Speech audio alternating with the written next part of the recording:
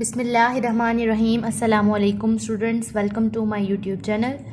आज हम करेंगे MTH 100 का टॉपिक 11 जिसका नाम है मेजर्स ऑफ डिस्पर्शन।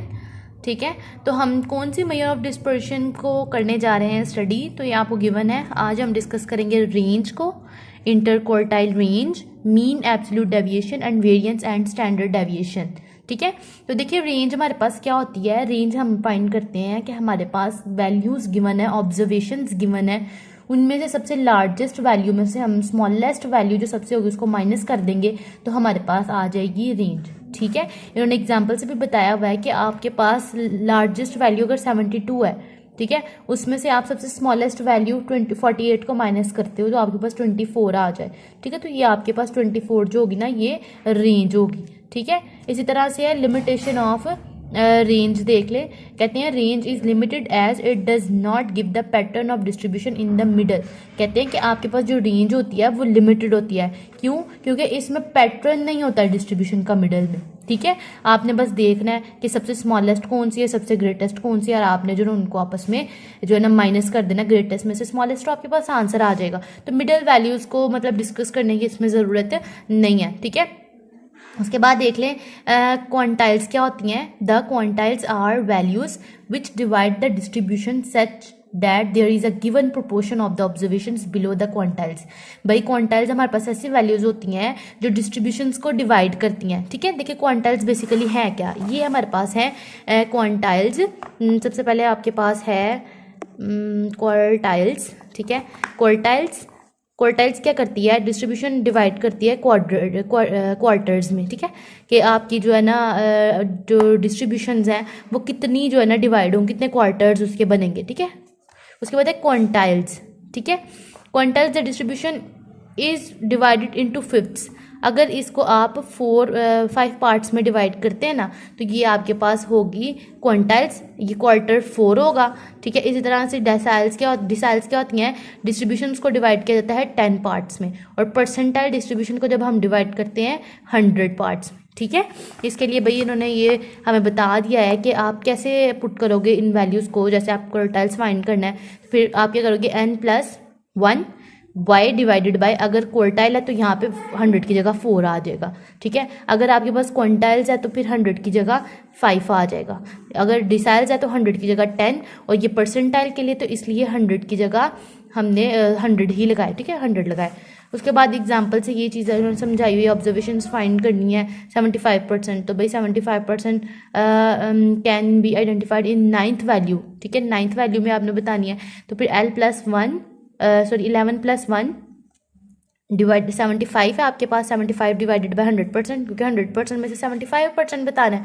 ठीक है, तो आपके पास आंसर आएगा वो होगा 9। ठीक है, तो ये ऑब्जर्वेशंस 11 थी तो इसलिए यहाँ पे 11 लिखा है, ये n होता है। ठीक है, इस तरह से 75 के लिए आपने फाइंड करना है, तो आप परसेंटाइल है तो फिर भाई 75 होगा, परसेंटाइल है तो 100 के लिए। ठीक है, तो यहाँ पे जहाँ पे आपके पास y है ना, y आपके पास वो वैल्यू होगी जो इन्होंने आपको बोला होगा फाइंड करनी। जैसे फर्स्ट है तो यहाँ पे 1 आ जाएगा, y की जगह, फिफ्थ है तो y की जगह 5 आ जाएगा, और डिसाइल आपको कहता है कि 100 है तो यहाँ पे 10 आ जाए, क्वार्टाइल है तो फिर 4 आ जाए, और परसेंटाइल है तो 100 आए। ठीक है, इस तरह से आपने ये देख लेनी, एग्जाम्पल्स ही हुई हैं, ये एज एच इंपॉर्टेंट नहीं है, सिर्फ आपको शायद इसमें से एक शॉर्ट क्वेश्चन आ जाए, अदरवाइज नो। ठीक है, उसके बाद इंटरक्वार्टाइल रेंज, या जिसको हम IQR भी डिफाइन कर सकते हैं, ठीक कह सकते हैं, वो हमारे पास ऐसे आती है कि हमारे पास जो थर्ड क्वार्टाइल होती है उसमें से हम माइनस कर दें फर्स्ट को, यानी कि Q3 माइनस Q1। ठीक है, तो हमारे पास इंटरक्वार्टाइल रेंज आ जाती है। ठीक है, उसके बाद देखिए कि आपके पास जो Q2 होता है ना वो मीडियन के इक्वल होता है। ठीक है, Q2 हमारे पास होता है 50% मिडल डाटा होता है, तो मीडियन भी तो हमारे पास जो है ना वो अगर 100 है तो 100 का हाफ हमारे पास आएगा जो 50 होगा। ठीक है, तो इसलिए जो है ना Q2 आपके पास मीडियन के इक्वल होगा। ठीक है, उसके बाद देख लें क्या है इसमें, इसमें और कुछ ऐसा इंपॉर्टेंट नहीं है। ठीक है, तो आप लोग जो है ना इनको बस जस्ट रीड कर लीजिएगा।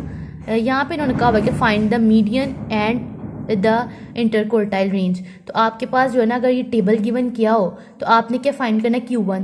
तो Q1 हमारे पास होता है 25% डाटा। ठीक है, Q3 आपके पास 75 होता है, और Q2 आपके पास 50% होता है। तो वही आपने करना है, बस ये 25 था ना तो 0.25, और ये आपके पास कितना है भाई, आपके पास Q1 था तो तो आप इसको 50 से मल्टीप्लाई, क्योंकि आपके पास जो फ्रिक्वेंसी आ रही है वो 50 आ रही है ना, 50 से मल्टीप्लाई तो 12.5 आंसर।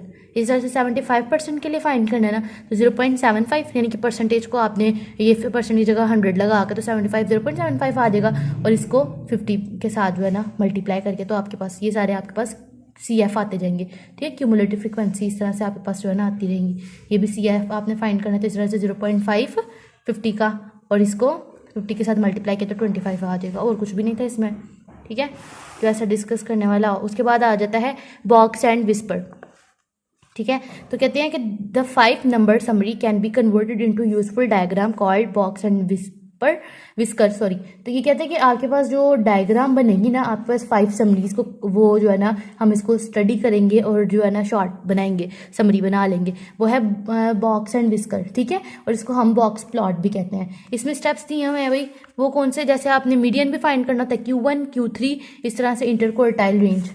ठीक है, तो ये देखें इन्होंने 1 by 1 इसमें जो 5 समरी आती है उसमें क्या क्या फाइंड करना होता है आपने, M, Q1 Q2 Q3 और कैपिटल M। ठीक है, ये आपने जो है ना 5 समरी जो है ना इसमें ये चीज़ें फाइंड करनी होती हैं। अगर आपको ये शॉर्ट क्वेश्चन आ जाए तो आपने इस तरह से करना है। ठीक है, देखिए यहाँ पे एग्जांपल देख लेते हैं। कहते हैं एग्जांपल है कि the data given below the number of fish caught each day over a period of 11 days। ठीक है, आपके पास ये N आ जाता है। ठीक है, ऑफ बाय अ फिशरमैन। ये 5 number summary of data, 5 number summary हमें बतानी है। आपके पास ये डाटा गिवन है 0 5 की, आपके पास टोटल 11 ऑब्जर्वेशन हैं। ठीक है, तो सबसे पहले हम फाइंड कर लेते हैं, ऑर्डर को रीअरेंज कर लेते हैं असेंडिंग ऑर्डर में। सबसे पहले हमने इसको अरेंज कर लिया डाटे को। उसके बाद मीडियन फाइंड करना हो, तो मीडियन क्या था, Q2।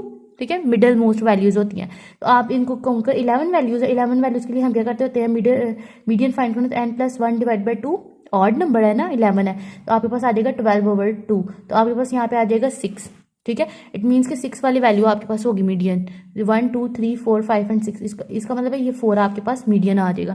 थर्ड क्वार्टाइल फाइंड करनी, वो आपके पास Q1 होती है। ठीक है, तो थर्ड क्वार्टाइल Q1 आप कैसे फाइंड करते हो कि हमने Q1 की वैल्यू यहाँ पे किधर गई है, Q1 आपने जब फाइंड करना हो तो उसके लिए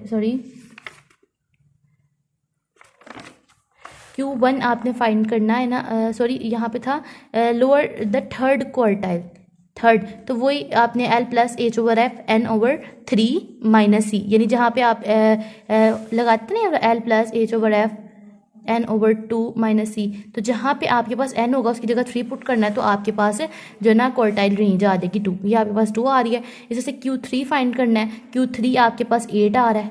ठीक है, इसी तरह से 9th क्वार्टाइल रख के आपने, यानी कि N/4 ना क्वार्टाइल फाइंड कर रहे हैं ना। क्वार्टाइल के लिए आप ये वाला जो आपका फार्मूला है ना, यहाँ पे जो मैंने करवाया था, यहाँ पे ये इस फार्मूले को जो है ना यूज़ करेंगे ना, और साथ ये 3rd और 9th लेंगे। ठीक है, N की वैल्यूज़, तो आपके पास Y की वैल्यू तो आपके पास ये Q1 और Q3 भी आ जाएगा। और इस तरह से आपने M फाइंड करना है। M आपके पास जो है ना वो मिनिमम वैल्यू है, वो 0 थी। ठीक है, और M जो है कैपिटल M, वो आपके पास मैक्सिमम वैल्यू है, मैक्सिमम वैल्यू आपके पास है 9। ठीक है, तो ये आपके पास आ जाएगी 5 नंबर समरी। उसके बाद है mean absolute deviation. Mean absolute deviation आप कैसे फाइंड करते हैं कि जो आपके पास है ना ये एवरेज होती है एब्सोल्यूट वैल्यूज़ की।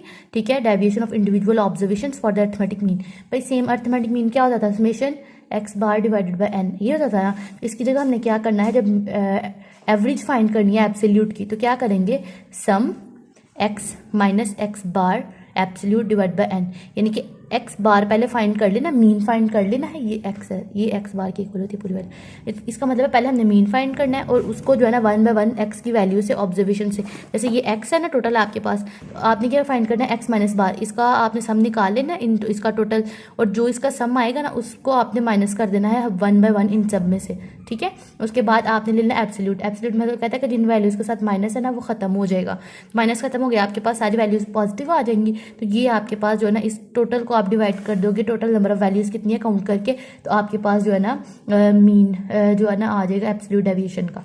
ठीक है।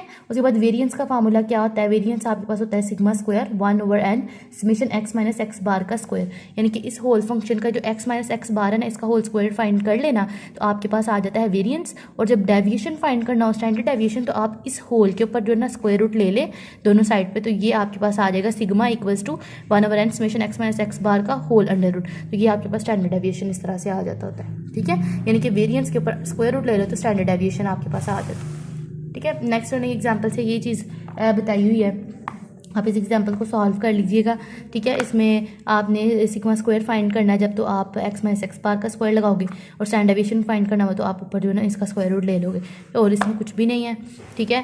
उसके बाद आपके पास एग्जाम्पल आ जाती है, इस एग्जाम्पल को आपने देख लेना, आपको वैल्यूज़ गिवन की हों और जो आपको फाइंड करने के लिए बोला हो ना, तो आपने देखना कि जो जो आपके पास क्या क्या आपके पास है, आपने फार्मूला लगाना, उसमें जो जो वैल्यूज़ होंगी उनको पुट कर लेना है, और जो रिमेनिंग होगा वो आपके पास आंसर आ जाएगा, ठीक है। और इसमें कुछ भी नहीं है, आपने इसको खुद ही जो है ना एग्जाम्पल्स को स्टडी कर लेना है। तो ये था आपका आज का लेक्चर। लास्ट हमारा जो टॉपिक है ना वो रह गया हुआ है अनबाइज्ड एस्टिमेटर। अनबाइज्ड एस्टिमेटर में हम क्या करते हैं कि if the mean of the sample statistics is equal to the population parameter, अगर आप जो मीन फाइंड करते हो वो आपके पास पॉपुलेशन पैरामीटर के इक्वल आ जाता है तो वो आपके पास अनबाइज्ड एस्टिमेटर होता है। और वहाँ पे n की जगह हम n-1 पुट करते हैं। देखिए यहाँ पे हमने जो एस्टिमेटर फाइंड किया वेरिएंस का, वेरिएंस के लिए पहले हम सिग्मा स्क्वायर लगा रहे थे ना, अब सिग्मा की जगह s लगा रहे हैं, ठीक है। तो s का स्क्वायर, और दूसरा n की जगह n-1, ठीक है। बाकी सारा एज इट इज़ ही है, ये अनबाइज्ड एस्टिमेटर के लिए बस इतना सा हम करते हैं। और जब इसका स्क्वायर रूट ले लेंगे तो हमारे पास जो है ना स्टैंडर्ड डेविएशन आ जाएगा s equals to under root 1 divided by n-1 summation x minus x bar का होल का स्क्वायर। बाकी ये कुछ रिजल्ट्स हैं, इनको आपने रीड आउट कर लेना, ठीक है। ये बड़े इंपॉर्टेंट रिजल्ट्स हैं, थ्योरम बताया हुआ है। नेक्स्ट जो है ये भी आपने ये वाले जो रिजल्ट्स हैं इनको भी अच्छे से देख लेना है कि आपके पास जो है चिपशिव्स लॉ क्या कहता है, ठीक है। और उसके बाद कोफिशिएंट ऑफ वेरिएशन है, CB कैसे फाइंड करते हैं, ये आपके पास लॉन्ग के लिए इंपॉर्टेंट है। आप कैसे फाइंड करते हैं उसको कि आपके पास कोफिशिएंट ऑफ वेरिएशन आता है कि आप स्टैंडर्ड डेविएशन को डिवाइड कर देते हैं मीन के ऊपर और उसको मल्टीप्लाई कर देते हैं 100 के साथ, तो आपके पास आ जाएगा भाई, आपको वैल्यूज़ गिवन की होंगी भाई, आपने पहले मीन निकाल लेना है, उसके बाद उसका स्टैंडर्ड डेविएशन फाइंड कर लेना है, ठीक है। स्टैंडर्ड डेविएशन फाइंड करके स्टैंडर्ड डेविएशन की वैल्यू को ऊपर रखना है, मीन की वैल्यू को नीचे मल्टीप्लाई कर देना है इसको 100 के साथ, ठीक है। और अगर आप गिवन ऑलरेडी किया हो, देखिए इन्होंने स्टैंडर्ड डेविएशन दे दिया हुआ है, ठीक है, मीन भी दे दिया हुआ है, तो आपने सिंपल क्या करना है, स्टैंडर्ड डेविएशन को ऊपर रख के मीन को नीचे रख के मल्टीप्लाई कर देना 100 के साथ, तो आपके पास जो है ना वो आंसर आ जाएगा। होप सो आपको आज वाले लेक्चर की समझ आ गई होगी। तो हमारे चैनल को लाइक करें, सब्सक्राइब करें, अपने फ्रेंड्स के साथ शेयर करें। मिलते हैं अपनी अगली वीडियो के साथ, तब तक के लिए अल्लाह हाफिज़।